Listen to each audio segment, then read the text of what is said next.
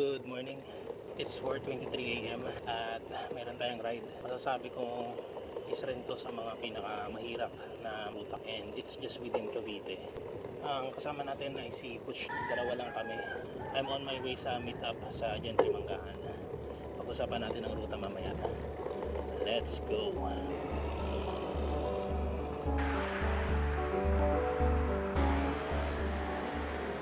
5 AM nandito tayo ngayon sa General Trias Manggahan. Hinihintay na lang natin si Butch.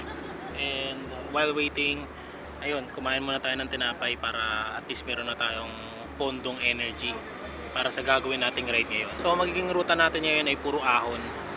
This will serve as one of the trainings for yung itong pinaka longest ride na magagawa ko sa buhay ko once matuloy. Ayun, nandito na pala si Butch.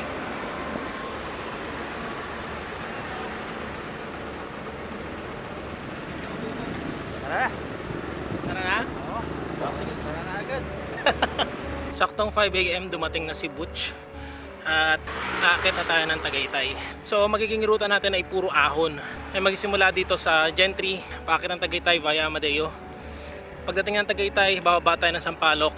Tapos aakit tayo pabalik ng Tagaytay via Ligaya Drive or Sungay. Afterwards, bababa tayo ng Santa Rosa Tagaytay Road.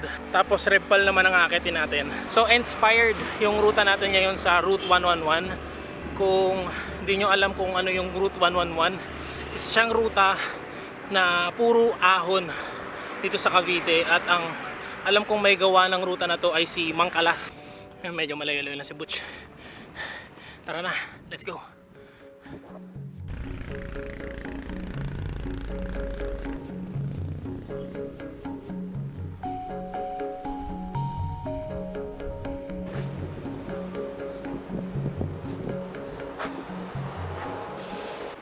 Ayop. Yan, yero. Parang Shell? shell. Ayop.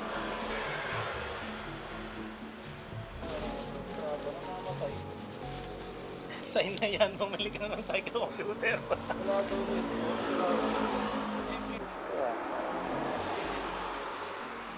Supot na supot. Supot na supot. Ay na, super smooth. 100 pumps per minute. Ayan, mahangin na.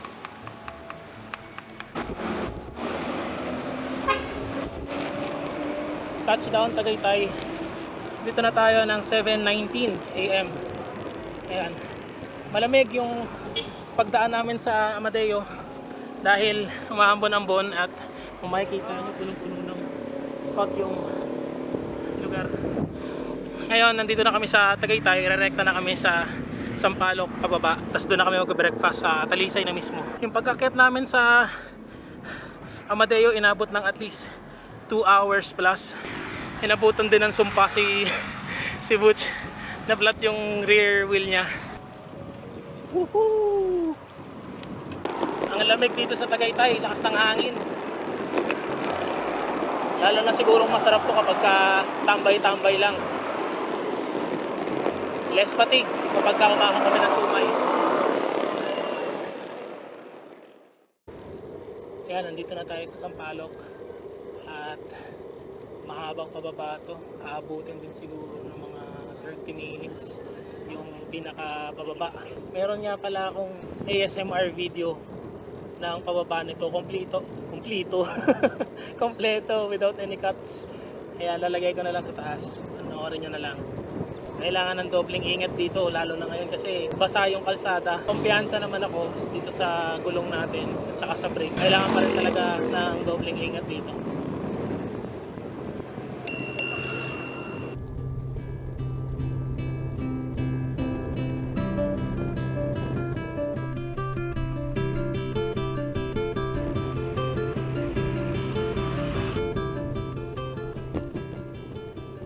Hindi lang puro lusong dito sa Sampaloc. Ito yung section na merong magandang view. Ayan, nagpipicture dun yung mga siklista. And then ahon. Umaabot to ng at least 7% to 8% max. At mixy lang naman siya. Ayan. Kung makikita nyo parang hindi naman siya pakahon. Pero 6.9% gradient na yan.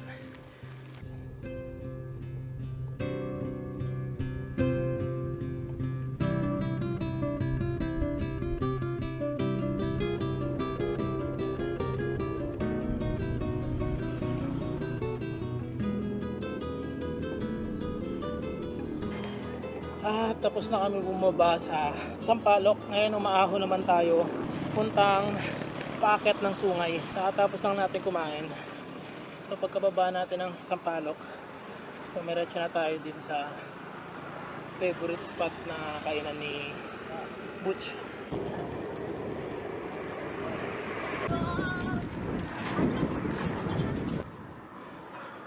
Medyo mahaba-haba rin pala to, papuntang paakyat ng Sungay o Ligaya Drive.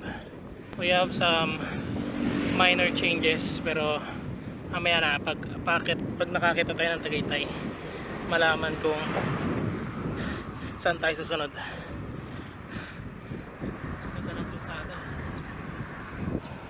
Tsaka yung mga bahay dito medyo ano siya, mga makaluma.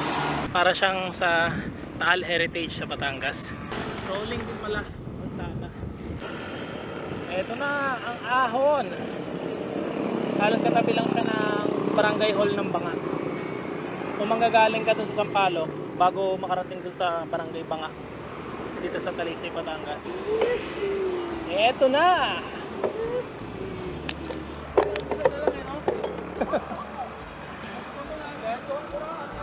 The Unforgiving.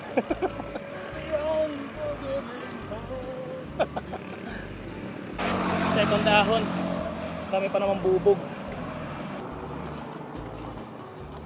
Ito talaga kailangan tuloy-tuloy yung padjak mo eh. Kapag wala sa rhythm yung padjak mo, titigil ka eh. 17 Detaal.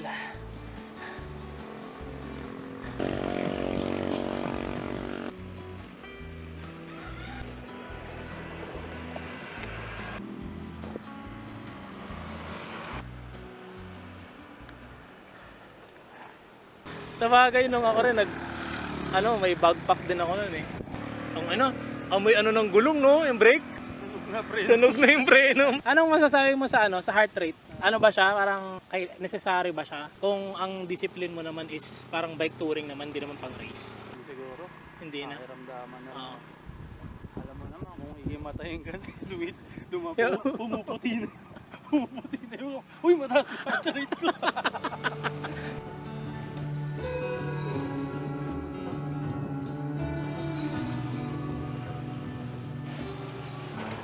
Dito na tayo sa parte ng mga ahon na maiksi pero mas matatarik.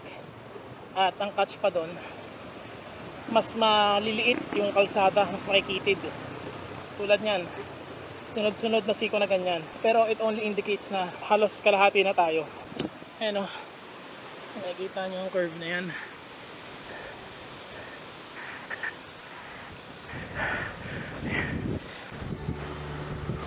Ito yung kabilang entrance ng Layuna de Taal. Hindi ko alam kung tama yung pagbasa ko. Tapos ito yung lake. Next ahon na yan ay recovery, tapos ahon ulit after ng isang medyo mahaba-habang luso.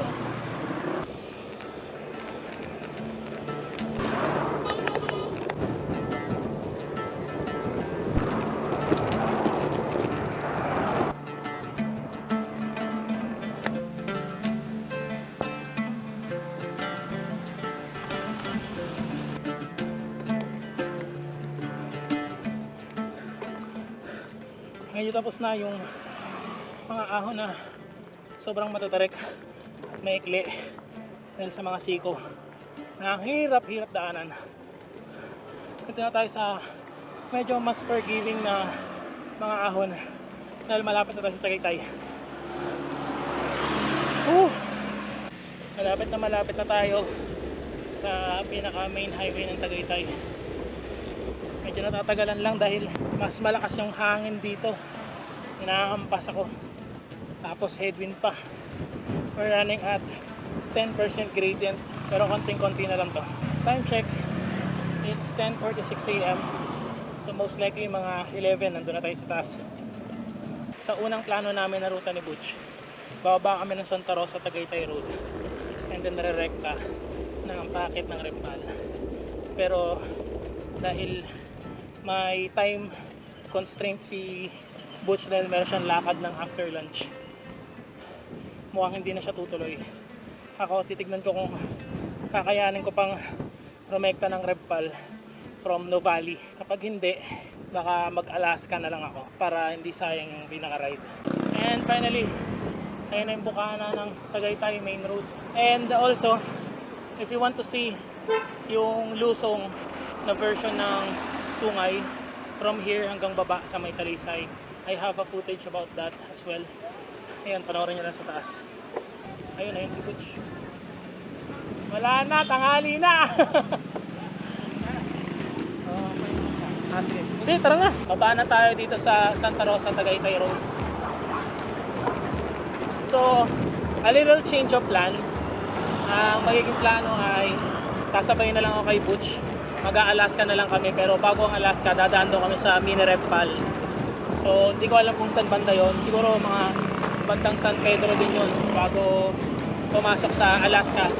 Kung hindi nyo pa napapanood yung ride ko nung dumaan ako sa Alaska, yan, ilalagay ko sa taas, and also yung link ng vlog sa description para mapanood nyo.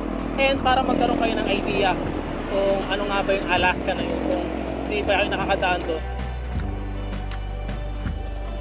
Well, madalang ako naman dito, pero dito na tayo sa area kung saan we will be passing by sa PNPA.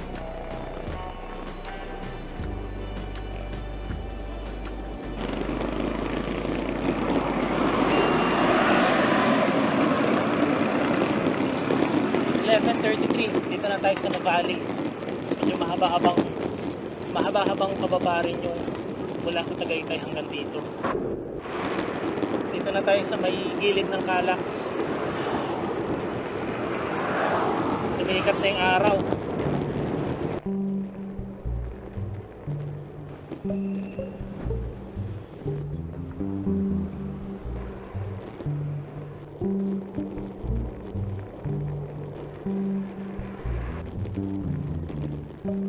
First time ko makadaan dito ah.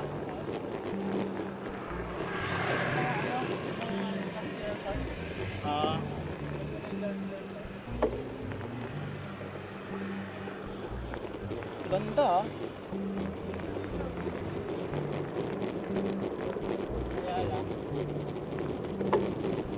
Tapos ang lusot nito doon pa rin ba sa ano, sa Greenfield yung Pavilion Rotonda. So hindi na tayo dadaan sa Rotonda. Hindi, yun dyan, yung bilog. Dadaan pa rin.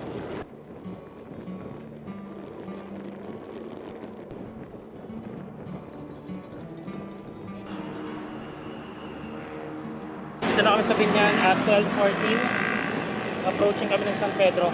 Sa San Pedro na kami liliko. Since dadaan kami sa Alaska papuntang Ibiya. Quick break. Dito na kami sa San Pedro. Mag-hydrate muna saglit bago umahon. Mag-a-Alaska na lang kami. Gahol na talaga si Butch sa oras. City of San Pedro. Sakto. Ito na, papasok na ng Alaska. And I also have a vlog about this route. Bali, papasok ko dito. Kaya siya tinawag na Alaska dahil dito sa bandang to, sa bukana ng rutang to, ay ang factory ng Alaska mismo, yung gatas. Kaya tawag din tong Alaska Climb dahil rolling tong daan na to eh. Tapos meron siyang overlooking ng SLEX, diba? Noong una akala ko ito lang yung ahon kaya tinawag na Alaska Climb. Pero pagdating sa dulo makikita nyo, ahon din siya.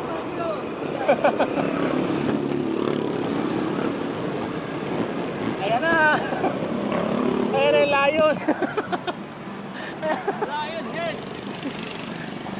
Dito na tayo sa section ng puro rolling. Nasa 14 din to eh. Yeah.